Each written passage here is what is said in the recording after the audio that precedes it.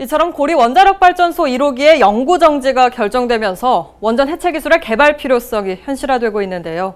하지만 이를 담당할 원전 해체센터 설립은 결정되지 않았습니다. 센터를 신속히 설립해 초보 단계인 국내 원전 해체 기술의 개발과 실증에 적극 나서야 한다는 목소리가 높아지고 있습니다.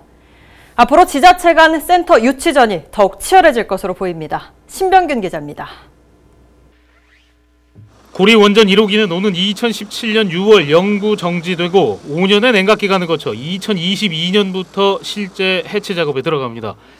통상 원전 해체 방식은 원전을 정지하면서 곧바로 해체 작업에 들어가는 즉시 해체와 방사성 물질의 반감기를 고려해 원전 폐쇄 후 최소 30년이 지나 해체하는 지연 해체가 있는데 고리 1호기는 두 개 방식을 모두 적용할 것으로 보입니다. 산업통상자원부 자료에 따르면 고리 1호기 해체 절차는 올해 폐로 결정을 시작으로 2017년 원자로 가동 정지까지 2년 동안 준비 기간을 갖습니다. 2018년까지 연료 인출, 2019년까지 배수 격리 과정을 거쳐 2022년까지 안전관리에 들어갑니다. 사용 후 핵연료 냉각, 해체 계획 수립과 준비로 5년 이상 소요됩니다. 오염원 제거와 해체에 6년, 부지 복원에 30년 이상 소요될 것으로 보입니다. 해체 준비, 폐기물 처리, 제염, 절단 해체 등 정부가 분석한 국내 폐로 기술 수준은 선진국에 크게 못 미치고 있습니다. 관련 인력 역시 현저히 부족한 실정입니다.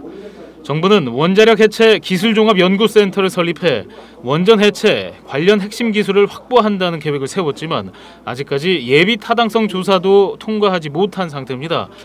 당초 결과 발표는 지난해 말로 예정됐다 올해 상반기로 연기됐지만 현재로서는 이 시한도 지키기 어려울 전망입니다.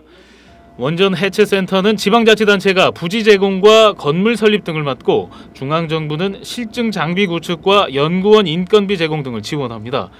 고리 원전 1호기 폐로가 결정되면서 부산과 울산, 경북, 대구 등 미래부의 센터 유치 의향서를 제출해 놓은 지자체 간 유치전은 더욱 치열해질 것으로 보입니다. 헬로티비 뉴스 신병균입니다.